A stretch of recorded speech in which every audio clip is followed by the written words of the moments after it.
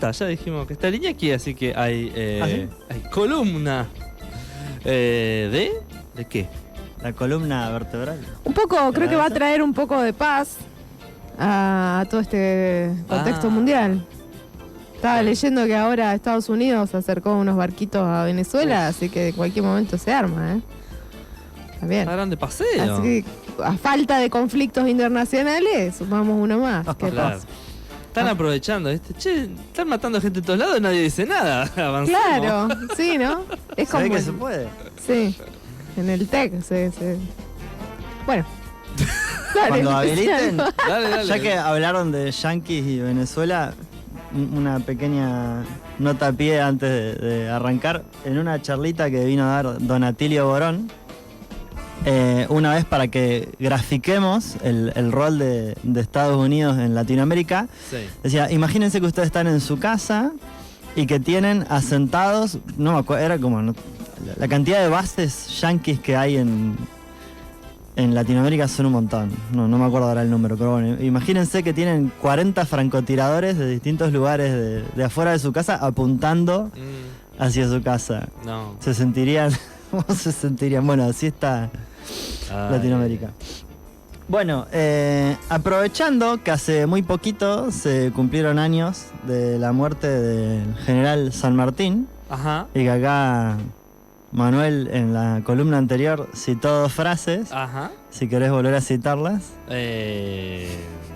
Pará, ya Sí, volví. si no las cito yo, que las tengo. Seamos Yo te la- libres, sí. lo demás no importa nada. Mm. Y la otra era cuando la patria está en peligro. Todo está Lo único- permitido. Todo está permitido excepto no Menos no defenderlo. defenderlo. Menos ahí defenderlo. está. Bueno, hoy vamos a hablar de otro padre de la patria, pero de otra patria. Sí. Otro padre que en la India se dice Bapú, de hecho le decían Bapú cariñosamente, que es Mohandas Karamchand Gandhi, en este Ajá. caso padre de la patria india, ¿no? Ujú. Bueno, no- efectivamente sí, interrumpan que todo no lo le que gustaba que le digan Mahatma. Claro, no, por eso es Mohandas es el nombre. Ahí va. Mahatma quiere decir gran alma y el guachín no estaba de acuerdo por una cuestión de humildad, de che, no me pongan ese mote, apenas soy un ser humano sobre esta tierra. Bueno, efectivamente, así como para nosotros, argentinos y argentinas, San Martín era el padre de la patria. ¿Por qué era el padre de la patria? ¿Alguien sabe? A ver, la audiencia. Pregunta fácil para la audiencia. O para los compañeros y compañeras de la radio. Chan, chan, chan. ¿Por qué? Y por la independencia. Bueno, ahí va, lo más básico. Perdón, se me fue el... El renglón. Sí, lo tengo todo en el cerebro, pero bueno, quiero ser Estaba con San ordenado. Martín, que el padre de la Sí, patria, ahí y Gandhi entonces también sería un padre de una patria. Claro, para los hindúes, el padre de la patria era Claro. Gandhi. O lo sigue siendo en realidad, ¿no? Pero bueno, no porque, como algunos creen, era un pelado piola que como un Buda se iba a meditar a la montaña, aunque también meditaba, sino porque, en palabras del historiador Eric Hobsbawm, probablemente el profe Lean lo haya citado, era un, entre comillas, líder independentista revolucionario radical. Así lo han definido. Después vamos a volver sobre esto, ¿no? Sí, te iba a preguntar qué significa. Ahora. No, bueno, básicamente eso, ¿no? De sacar a Gandhi de esta idea de que era o un poeta o un pelado piola que bregaba por la paz, sino que era un líder de masas que luchó por la independencia. ¿No? Igual ahora vamos a profundizar. Con pero... eso solo no alcanzaba, digamos. Claro, Con no. andar diciendo, viva la paz, me voy a meditar. Oh. Vamos a Un poquito expulsar al Imperio Británico meditando. Claro. Bueno, entonces, volver a Gandhi es volver sobre la reflexión de si es o no posible cambiarlo todo sin recurrir a la violencia. Y allí volvemos nuevamente a la frase de San Martín de que está permitido todo, ¿no? O sea, la pregunta es, ¿está permitido todo? Obviamente, claramente no vamos a cuestionar aquí al padre de la patria, pero sí vamos a aportar información y a complementar y a contar otras experiencias en otros lugares del mundo para pensar qué cosas de San Martín y o de Gandhi podemos traer Oh, y aplicar al presente. Nos damos el gusto de hacer, por lo menos nos damos el gusto de hacer las preguntas. ahí va, ahí va. Hay tanta reflexión dando vuelta que por qué no vamos a poder. Era el mate. Entre el sable de San Martín y la rueca de Gandhi, ¡Ah, me encantó! Ahí ya tenemos el símbolo para la nueva organización. una bandera, ¿viste? Muy bueno, che. Ya me lo estoy imaginando. Bueno, continuamos. Enfrentarse a las injusticias. Otra vez, interrupción, autointerrupción. Que participe todo el mundo, todo lo que quiera. Preguntas, comentarios, Ahí va. críticas, aportes, etcétera, etcétera. Entonces, volviendo. Hasta ahora es San Martín, padre de la patria argentina, Gandhi, padre de la patria india. Bien. Enfrentarse a las injusticias sin recurrir a la violencia es posible y se hace a diario. Lo que algunos o algunas discuten es si se puede siempre tener éxito en la búsqueda de justicia intentando medios que excluyan la violencia. O sea, hay dos discusiones acá, o dos formas de pensar la no violencia. Uno es de un lugar ético y otro es como metodología de acción.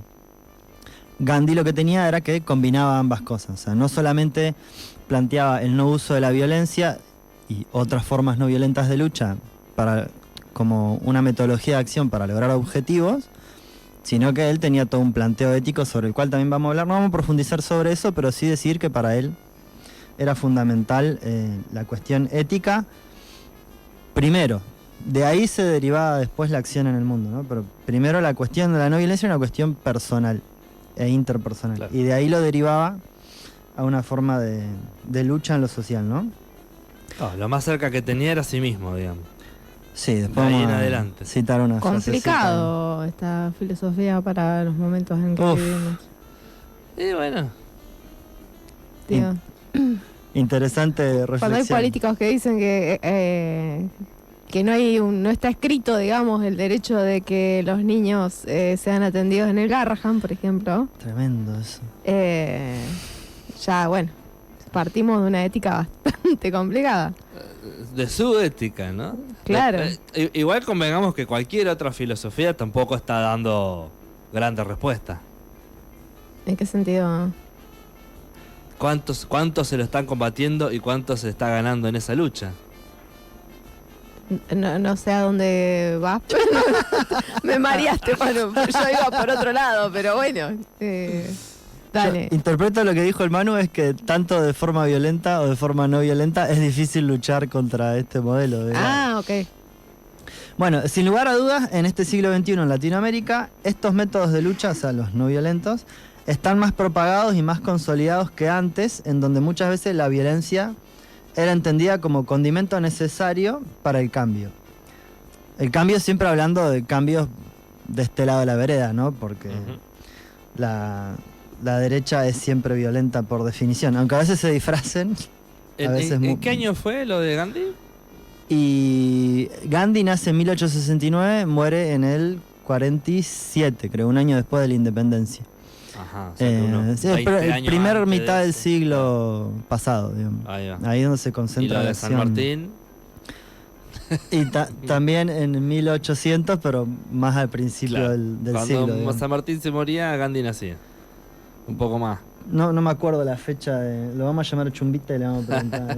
La fecha de- 1778, 25 de febrero de 1778 nació y falleció el 17 de agosto de 1850. 850. Ah. Claro, o sea, 19 años después nacía Gandhi. Claro.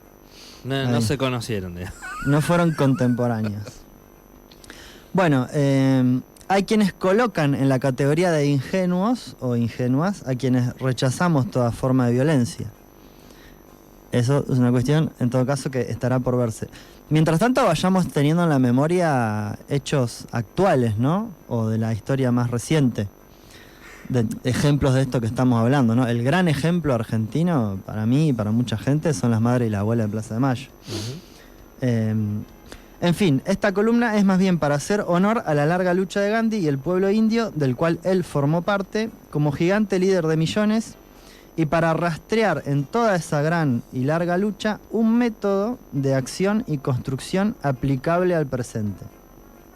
Si bien, como ya dijimos, se levantaba todos los días a las 4 de la mañana para meditar y oír la voz interior del, comillas, Dios pequeño, como él lo llamaba, él decía que su Dios era la verdad, y de allí la ahimsa, que es una palabra en gujarati que quiere decir no violencia, a es no, himsa, violencia. La ahimsa, entonces, la no violencia elevada a metodología de acción social, Gandhi la define como satyagraha, que quiere decir fuerza de la verdad. Y ahí lo relacionamos con el Dios pequeño, que para él era la verdad.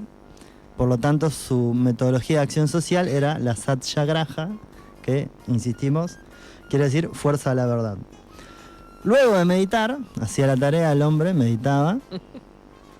Y luego de esto tenía un largo día de agitación política, campañas de desobediencia civil, movilizaciones pacíficas, impago de impuestos injustos, huelgas, boicot y toda otra forma de no cooperación no violenta masiva, con el objetivo de liberar a la India y convertirla en nación independiente, que, contextualicemos, en ese momento histórico, el gran imperio en el mundo no eran los yanquis como ahora, sino Gran Bretaña, y la India era su principal colonia.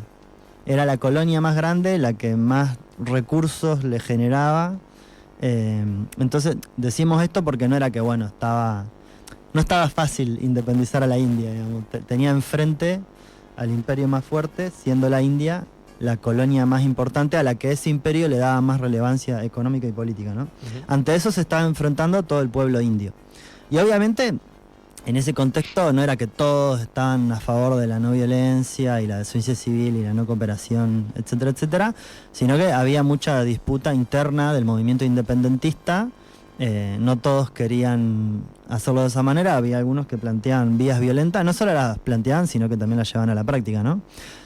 Sabotaje, asesinatos, guerrillas, etcétera, etcétera. Bueno, pero la diferencia en otros procesos históricos es que la lucha por la independencia en la India, la metodología de acción que hegemoniza, digamos, es la no violenta, liderada por Gandhi. Que Sí. Por ahí la pregunta es como en el imaginario de hoy de la gente, no sé si se imagina por la difusión de otras formas de rebelión o de revolución, ¿no? ¿Cómo es que la forma que gana es la no violencia? O sea, ¿cómo prende esa forma en la gente? En realidad, a diferencia de lo que se suele creer, porque como que la violencia tiene más prensa, ¿no? Porque Claro. es como más espectacular, Claro. entre comillas. Pero la inmensa mayoría de las formas de lucha y protesta excluyen a la violencia. Las movilizaciones, las huelgas, las formas de visibilizar las causas, etcétera, en general son no violentas, digamos. Lo que pasa que quedan en formas pacíficas de protesta, que después vamos a hablar de esto, pero se suelen como rutinizar o se terminan convirtiendo en el tipo de resistencia que quiere el poder, digamos, como que no molestan. Claro. En cambio, lo que hacía Gandhi iba al corazón del imperio porque tocaba el poder económico, o sea, era el boicot, la desobediencia civil, siempre de forma masiva, ¿no? Además, la India era y sigue siendo, actualmente, es el país más poblado, no el más densamente poblado, que ahí es China, digamos, pero sí el país con más población sigue siendo la India. Y ahí estaba viendo unas noticias actuales, con todo esto de Trump, que le puso aranceles a todo el mundo. Muchos líderes hindúes llamaron al boicot a productos yanquis. Y saben hacer boicot. Y saben hacer boicot, claro. Y por eso lo están proponiendo, ¿no? Ahí están tocando una fibra histórica del pueblo hindú y proponiendo de esa forma, que además, por la misma razón de que la India es el país más poblado, muchas empresas yanquis tienen su... Porque para colmo a ellos les funcionó, ¿no? O sea, Claro, yo creo ¿verdad? que eso también trae una memoria.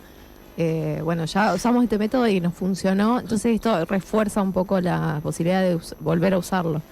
Totalmente. Porque creo que a veces la cuestión, el cuestionamiento viene por ahí, ¿no? Hasta dónde es efectiva la no violencia, hasta dónde se pueden conseguir cosas.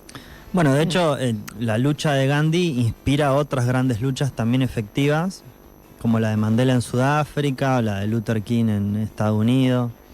Después hay algunos que no lo dicen así tan abiertamente, pero también se han inspirado en esa lucha, digamos. Pero sí, vuelvo a esta idea de que es tocar intereses, afectar intereses concretamente, digamos. O sea, cómo se reproduce el poder, entre otras formas, por la vía económica. Entonces, el boicot, no sé, un ejemplo abstracto, pero vuelvo a que, como decías vos, fue histórico y funcionó, ¿no? No sé, la Anónima, que vende veneno y es una de las 5 cadenas argentinas que lleva adelante la inflación estructural en el país de los precios.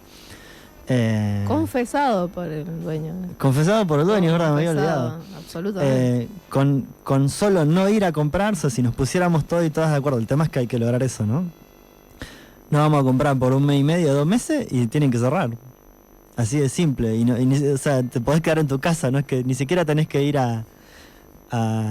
para boicotear, es simplemente no ir a comprar, digamos. Te tenés que bancar comprar en el barrio, que capaz que sale más caro. Claro, bueno, por eso ahí vamos a ver que... No sé. No siempre, claro. No siempre, depende qué cosa. Vas al mercado municipal, acá que hoy Claro. está en la villa, acá en la plaza a la tarde, por ejemplo, ¿no?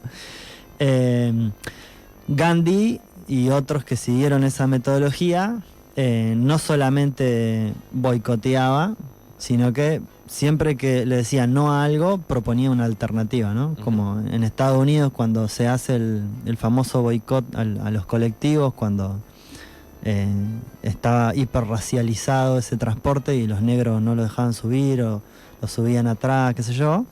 Es boicot a los colectivos, pero en paralelo nos damos una mano para ir en auto, entre varios, vamos caminando, vamos en bici.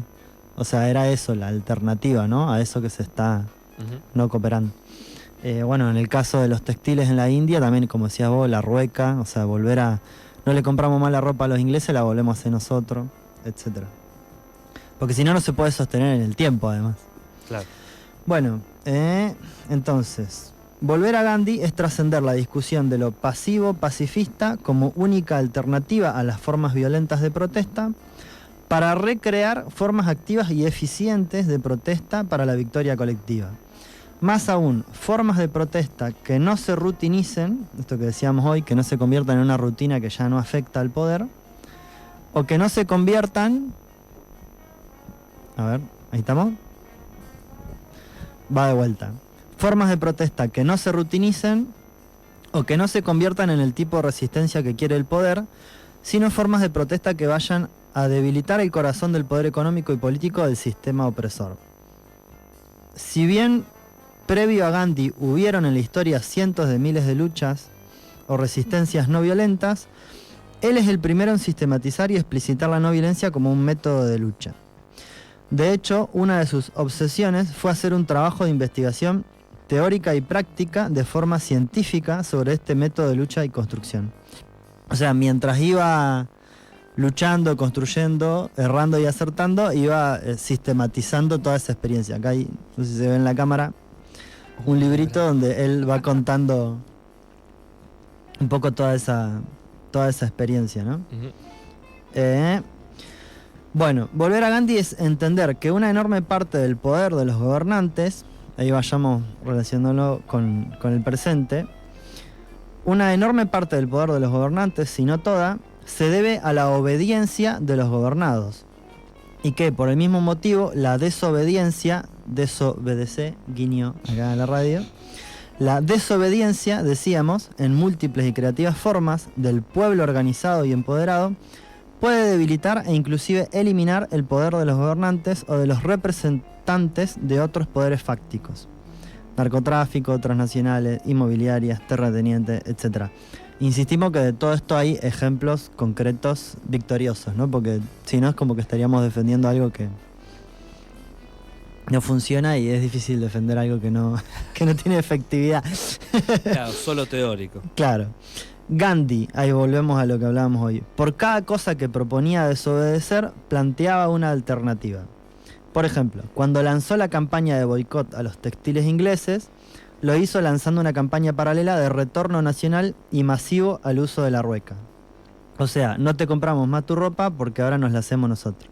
Sería, y esto lo decían los compañeros de la FUCHAD, como si acá en La Pampa nos hiciéramos nuestros propios vinos, ahora hay más desarrollo de eso en la provincia, y a su vez no consumiéramos ni siquiera medio vaso de vino mendocino, ¿no? O sea, con solo no consumir ese vino, ya estaríamos debilitando. Ese sería un poder fáctico apoyado por el gobierno mendocino, que es el de los grandes viñedos mendocinos, que son los que nos roban sistemáticamente el agua. Es más, estamos pagando por el agua que nos roban. Eso es terrible. Si lo pensamos en esos términos, o sea, cada vez que nos tomamos un vino mendocino... Agüita robada, agüita, que en el vino viene llegando, ¿cómo es? Exacto. Ah, mira vos. Claro.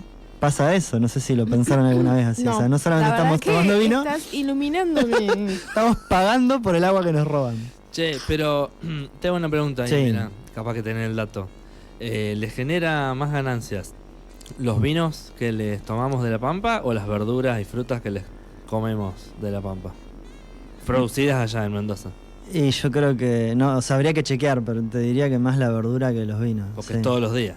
Claro, sí, más masivo el consumo. Pero bueno, obviamente fue un ejemplo, o sea, para hacerlo efectivo habría que boicotear absolutamente todo. O por lo menos lo de las grandes empresas, ¿no? En fin. Gandhi fue un creador, un estratega, un agitador, un empoderador y una persona que irradió un amor desbordante. Fue también una persona que intentó vivir como predicaba.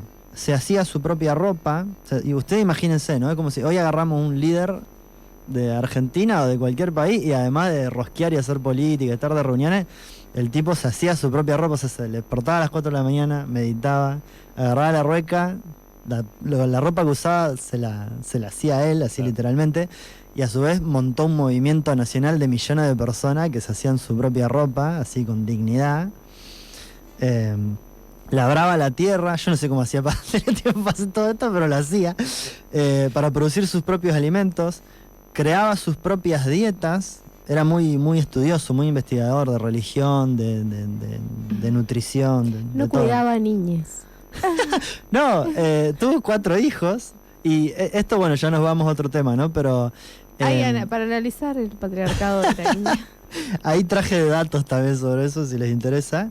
El movimiento de independencia indio, o sea, si bien nunca hay que idealizar nada, generó muchísima participación de las mujeres que por cuestiones de tradición, de religión, estaban como muy oprimidas en muchos aspectos simbólicos y prácticos.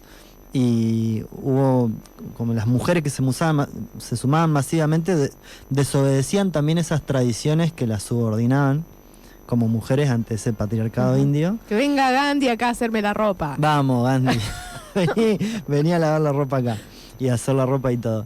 Y otro dato interesante, y ahí cierro, así como estaban los grandes líderes nacionales, había miles y miles de aldeas y pueblos donde en muchos casos eran mujeres las que lideraban esos, como las traducciones locales de ese gran movimiento nacional, ¿no? Sí, sí.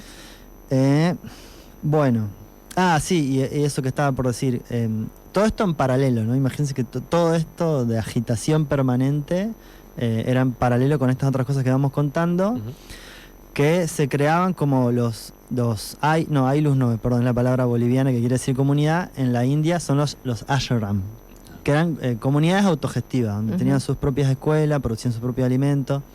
De hecho, en alguna de esas se enseñaba el uso de la rueca, a retomar, porque habían quedado guardadas ahí sin uso. Bueno, se retoma el aprendizaje sistemático del uso de la rueca para desobedecer y no comprar los textiles ingleses en estos ashram, que eran eso, vida en comunidad.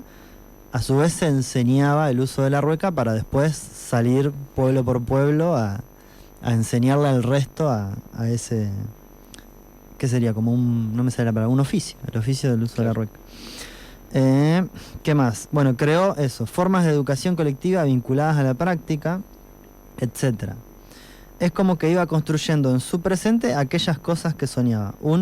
Volviendo a las columnas anteriores, un auténtico prefigurador. Sería esperanzador, digno, desafiante e irradiante lograr en Argentina lo que él no pudo terminar de lograr en toda la India, adaptando y no adoptando lo que él hizo, porque como enseñaba, hay que animarse a crear. Tan esperanzador sería también lograr la segunda y definitiva independencia, volviendo a San Martín, de nuestra patria, por la cual tanto luchó San Martín, hijo de español y madre indígena guaraní Rosa Guarú, según nuestro historiador pampeano Hugo Chumbita. Acá traemos la fuente, porque después si no dicen, che, no, pero eso no está chequeado. Sí, acá está la fuente. Punto aparte. Recomendamos ver la película Gandhi, cuyo director es Richard Attenborough, no sé cómo se pronuncia. Traje el director, creo que es la única que hay, pero bueno, por si llega a haber otra, esa es la que recomendamos. Donde actúa Ben Kingsley. Ahí va, claro, sí. Película de 1984, creo. Es larga, dura 3 horas. Pero vale la pena Ahí va. mirar la peli. Bueno, no sé si quieren ahí aportar Si algo. querés ver mujeres haciendo alguna acción no violenta, podés ver La Fuente de las Mujeres. La fuente de las mujeres. Ajá. Ahí va, también. Bueno, no sé, a todo esto. ¿Quién tiene una rueca? Ah, ¿Cuándo arrancamos? No, digo, porque en este contexto de violencia, ¿no? Y tanta violencia discursiva de parte del gobierno, siempre había como dos posiciones. O sea, no contestar, o sea, o contestar, mantener, ¿no?, la compostura, guardar las formas, ¿viste? Mantener cierta tranquilidad. O la respuesta en el mismo tono, digamos. Ah, ahí va. ¿Me explico? Claro. Frente a un discurso violento, otro discurso violento. O sea, Capaz que una habría- respuesta como más... Capaz que habría que contestarle sin guardar la forma, pero sin ser violento. Sí. Digamos, digo pensándolo... Pensando en la efectividad, lo analizaba en la efectividad mediática, ¿no? Claro. De si eso iba a ser viralizado o no, pero nada. No, es una yo- discusión, no, digo, no olvídalo. tengo... No olvides Yo creo nada. que- yo creo que no. La revolución no Yo será creo que televisada. ponernos a la misma altura es un problema. Pero bueno, No, hay por gente eso. que lo está usando por eso. Sí, sí.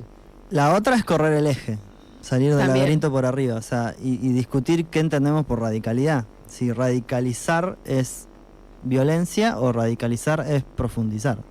Y si esa profundización tiene que ver con animarse a crear algo nuevo en este contexto, digamos. Y ahí sí insisto en esto de que lo que se puede replicar de San Martín es defender la patria a rajatabla, y lo que se puede replicar de Gandhi es un método eficiente de protesta que termina en victoria, que no requiere el uso de violencia. Eso en abstracto, ¿no? Dicho en abstracto. Ujú. Ahora, en lo concreto, habría que ver cómo se aplica eso hoy, digamos. O sea, lo cual implica también hacer un análisis de dónde están los poderes fácticos, cómo operan. Para eso también estamos buscando, ahí estamos más cerquita de entrevistar a Santucho, que lo habíamos citado en la primera columna, cuando hablábamos de la investigación militante. Ujú.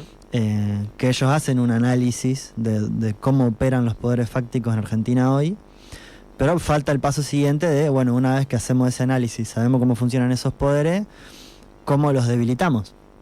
En este caso, cómo no cooperamos con esos poderes y cómo construimos una alternativa, que es un poco lo que venimos hablando, ¿no? O sea, bueno, cuestionamos el modelo del agronegocio. Bueno, no compremos más en los supermercados, compremos en ferias, compremos a los pequeños productores, fortalezcamos con nuestro poder, que individualmente pareciera nada, como nos quieren hacer creer, por ejemplo, cuando hablamos en la columna anterior, que el voto individual no vale, pero somos muchos los que votamos, y en este caso somos muchos los que consumimos. Este sistema se basa más que nada en el poder económico, y el poder que tenemos como consumidores, si lo usamos para fortalecer a la anónima o si lo usamos para fortalecer otras vías alternativas de producción de alimentos, por ejemplo, en lo que refiere a la parte alimentaria de este modelo, ¿no? Lo mismo con otras cosas, otros tipos de poderes que también están operando todo el tiempo. Pero bueno, eso, hay que ponerse creativos y creativas. No recuerdo exactamente de qué marcas, pero hace menos de 10 años se intentó en algún momento hacer una no compra de no me acuerdo qué cosa. Bueno. Y no... No estoy diciendo nada más. Es que tampoco hizo... Una no cosa. No. No, lo digo así porque Inchequeable. capaz que alguno de ustedes se acordaba. No sé, a mí me vino a la mente lo de Néstor, cuando creo que el tomate había aumentado el precio, que él salió a decir no compremos más tomate, por un tiempo por lo menos. Y se ve que bastante gente le dio bola porque después bajó el precio. Con el cerdo no había pasado también. Que el cerdo o el pollo era... Compren chancho y no vaca. Claro, algo así. Que venía con el precio, también venía con una disputa. Claro, el tema es si a veces eso se da como, bueno, está re caro, no compro, no necesito organizarme, como que se da en la misma dinámica social. Pero el tema es si usamos eso de forma consciente, organizada. Las marchas de los jubilados, ¿se pueden considerar como una forma de resistencia no violenta? A pesar de los palos que reciben. Absolutamente. Bueno, ahí va una cuestión también, en abstracto, pero después en concreto. Cuando hablamos de no violencia es de la parte que nos toca a nosotros, digamos. De hecho, a los hindúes los cagaron a palos, los mataron, los metieron en cana, todo. O sea, siempre que vos tocas un poder, hay una reacción violenta. El otro va a reaccionar de forma violenta. Lo que estamos planteando acá es cómo uno hace las cosas, o cómo el movimiento del cual uno forma parte lleva adelante la protesta. A veces las formas no violentas hacen que sea más difícil reprimir, porque el malo queda mal o queda peor. En este caso no, porque los cagan a palo igual. Sí, o te meten un infiltrado. Claro, exactamente. Pero bueno, eso, como esa aclaración, ¿no? O sea, cuando hablamos de no violencia es de la parte que le toca al movimiento que lucha. El otro siempre va a venir con palos, digamos. Eso está claro, digamos. Pero bueno, eso también hace, porque a veces dicen, pero a los movimientos no violentos los cagaron a palo. Y sí, a los otros también, o sea, no es la discusión, digamos. Claro. Si eso sepámosla que va a venir siempre, el palo va a venir siempre, digamos. Allá. No, estaba pensando cuántos movimientos hay que día a día desde su espacio están llevando adelante acciones no violentas. No sé, pienso en... Bueno, ahora está medio desarticulado, pero era bastante grande. La Tupac Amaru, o... no sé, la otra vez hablábamos de Ciudad Futura. Acá, ahora está por cumplir años el desayunador Villa Germinal. Son espacios que en su lugar lo que están haciendo no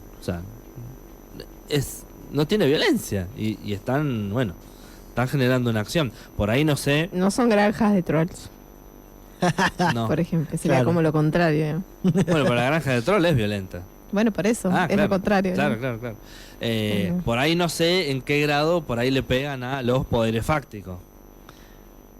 Claro, por eso. Acá estamos, es como da para un montón, ¿no? Analizando la no violencia como metodología de acción. Después hay un montón de otras cosas, eso, el grado de eficiencia, si está encuadrado en una estrategia política para eliminar los poderes fácticos, para tomar el poder, para cambiar parcialmente algo, bueno, depende de los objetivos, ¿no? O esto que decíamos hoy, a veces los boicots, entre comillas, se dan por la misma dinámica social, que está caro y la gente no compra porque no tiene guita para comprar. No está organizado. Claro, pero después bajan, en el mejor de los casos, bajan un poco los precios por la misma dinámica capitalista de oferta y demanda, pero la anónima sigue existiendo, el Monsanto sigue existiendo, etcétera. Distinto es cuando vos organizás una campe, como las Madres de Córdoba, para que no se instale la fábrica de Bayer, Monsanto, en su pueblo, y lográs que ese poder fáctico se vaya, digamos, ¿no? Que también fue una lucha no violenta. Pero ¿querés volver un poco a lo que decías hoy? No, que hay muchos Sí. espacios, no sé, citaba Aldesa acá, la Tupac Amaru, no sé, Ciudad Futura, otros en bocha en todas las provincias, pero que como que laburan en su territorialidad y no sé cuánto de eso termina pegándole, capaz que no es el plan que tienen, pegándole a los poderes fácticos. Bueno, por eso habría que ir analizando uno por uno. Ahora bien, los movimientos, pienso, ¿no? de no violencia guardan más efectividad en cuanto mayor es la cantidad de gente que participa, ¿no? Absolutamente. Porque pensaba, qué sé yo, se me vino a la cabeza, me acordé del árbol de Córdoba, ¿no? Ah. También fue un movimiento pacifista, digamos, que se armó, acampes, comidas, reclamo en los medios, contacto con... O sea, hubo un montón de cosas y sin embargo, o sea, a la vez seguían cavando el árbol, seguía habiendo policía, corriendo a la gente, o sea, hubo un intento, una resistencia que fracasó. Y creo que fracasa en tanto que no había la suficiente cantidad de gente. Sí, para Para no impedirlo. dejar O sea, pasar ni a claro. la policía ni a los que iban a acabar. Porque aunque lograron, ¿no? Y lograron que todas las empresas de grúas se negaran y tuvieron que ir a buscar una a otra provincia allá lejos. Ujú. Algo se había logrado, pero creo que no había fuerza suficiente, necesitabas una masividad como para generar cierta presión. Porque además en un tiempo les corrieron el acampe, ¿no? Sí, cuando en la medida que iban aumentando el pozo, porque cavaban y cavaban, tenían que ir corriendo gente, impidiendo el paso, bueno, pero más allá de eso, no, creo que eso fue, me da la sensación que, o sea, accionaron igual, digamos. Sí, claro. O sea, el árbol lo arrancaron, lo pusieron en otro lado, ya está. Bueno, ahí lo mismo, o sea, tanto de forma violenta o no violenta, cualquier lucha para que triunfe requiere de masividad, digamos. Ahí cuando vos decías lo del árbol se me venía el ejemplo, otro gran ejemplo no violento latinoamericano, el de Chico Méndez. Igual siempre se tiende como a individualizar, a mencionar Claro. al líder o la lideresa. Figurita. Pero siempre son justamente, si tienen algún grado de victoria o de reconocimiento, es porque fueron movimientos masivos. Ahí en Brasil, en la Amazonía, el pulmón no solo de Latinoamérica, sino del mundo, avanzaba el modelo extractivista del agronegocio, tirando no un árbol, sino selva entera. Y ahí todo un movimiento indígena, de seringueiros, de obreros y campesinos vinculados a la defensa de ese territorio, logran, por lo menos parcialmente, frenar ciertas lógicas de destrucción de la naturaleza y de las economías previas a la llegada de esas empresas, ¿no? Volvemos también de vuelta sobre lo mismo, esto de la necesidad de unir luchas, ¿no? Y no seguir como desarticulados, porque por ejemplo ahora, a la mañana, si mal no me equivoco, están manifestándose otra vez las personas con discapacidad Ujú. y a la tarde van a ir los jubilados. O sea, como que no sé en qué medida esos espacios dialogan y no sé qué está pasando en ese sentido en Buenos Aires, si siguen poniendo como focos así separados o van juntos, es como Claro. sigue habiendo una desarticulación, digamos. Y además lo que decíamos hoy, que duele decirlo, pero compartimos varios del análisis, y no es una crítica, sino ¿cómo hacemos para ser más eficientes? Esto de la rutinización. O sea, en un punto, Milei y todos los malos que lo rodean, a veces, no siempre, se cagan de risa, digamos, porque es como ya está rutinizado, Sí. ya son... Nos sentamos los miércoles a la tarde a ver el espectáculo de represión. Claro, Es una tal cosa cual. así. Sí, sí. O la participación no crece, o salvo en ciertas ocasiones, y aún así igual seguimos gobernando. Entonces, no es que eso no genere nada, porque de hecho si vamos a los 90, también eran luchas atomizadas, Ujú. que fueron creciendo poco a poco, y luego se transformaron en movimientos sociales, y fue lo que después derivó en el 2001, y toda la base organizativa que hoy tenemos también tiene que ver con eso. Entonces, quizás no se ve el resultado inmediato que uno desearía, Ujú. pero para valorar, ¿no? Pero así como se valora, también decir, che, bueno, ¿cómo hacemos para subir en los grados de eficiencia de esas luchas? Sí, no podemos estar 10 años hasta que crezcan, no sé qué. Claro, tal cual. Va demasiado rápido el gobierno como para...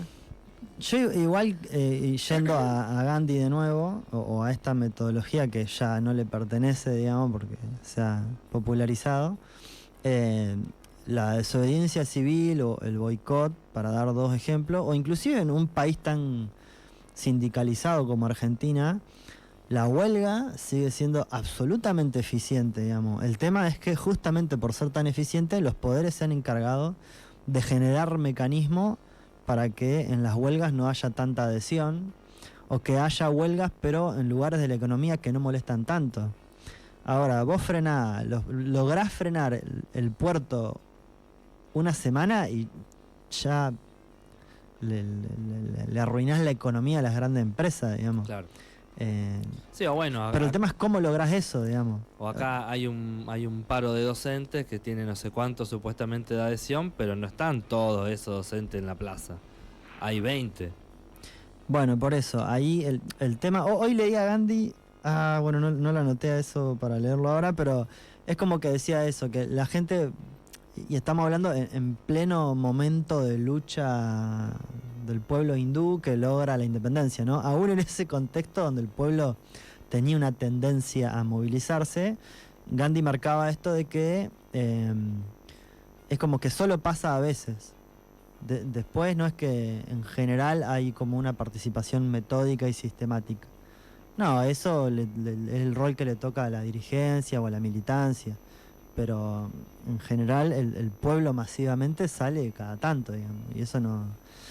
Pero bueno, sí hay que dar esa discusión de por qué no sale más gente o qué hacer para que salga más gente.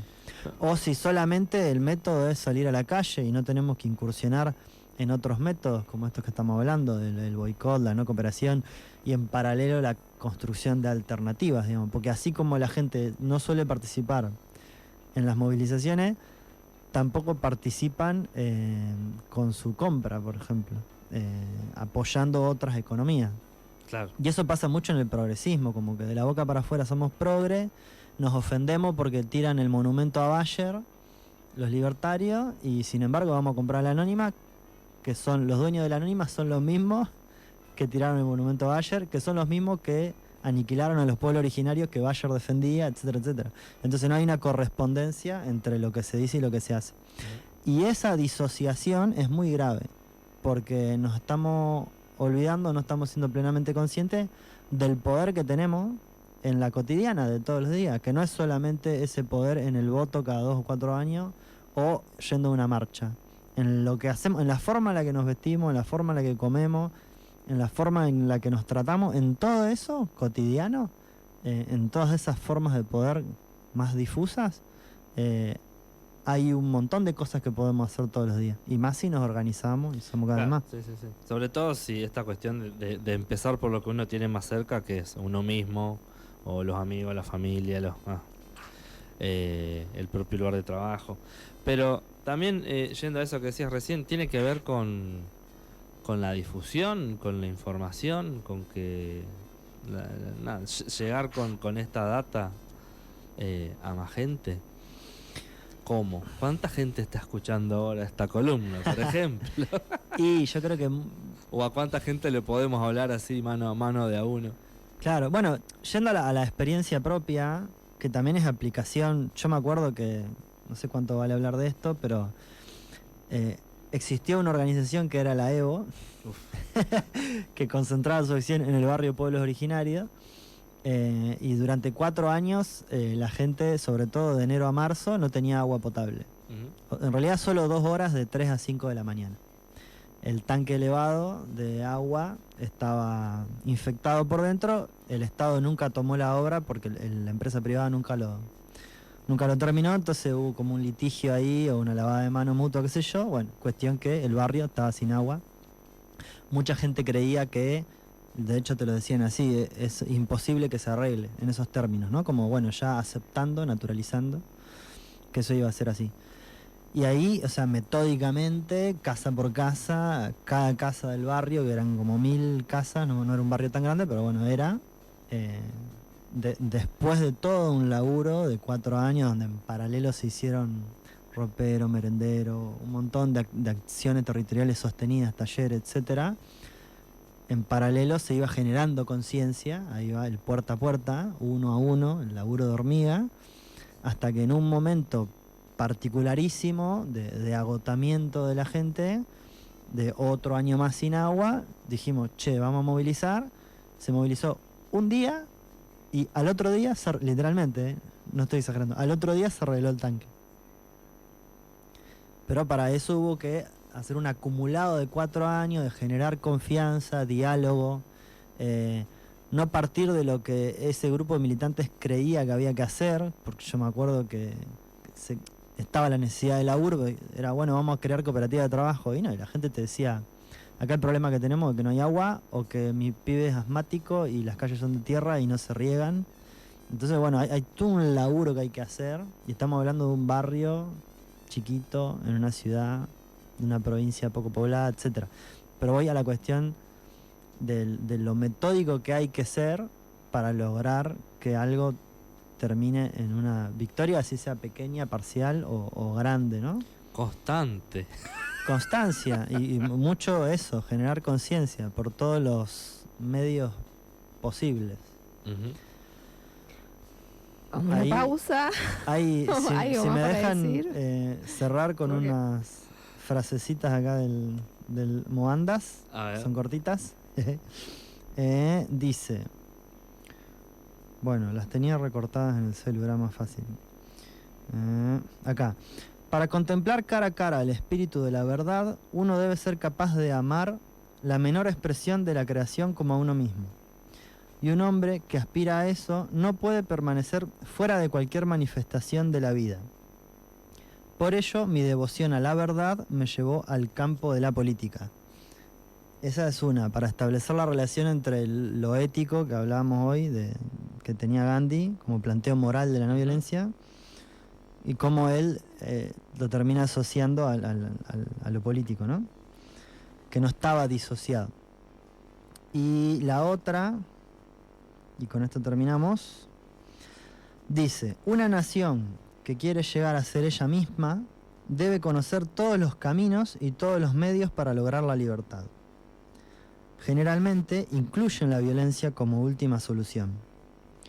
El satyagraha, recordemos, la fuerza de la verdad, es la metodología de acción de la no violencia, por su lado es el arma de la no violencia. Considero que es mi deber explicar su práctica y sus limitaciones.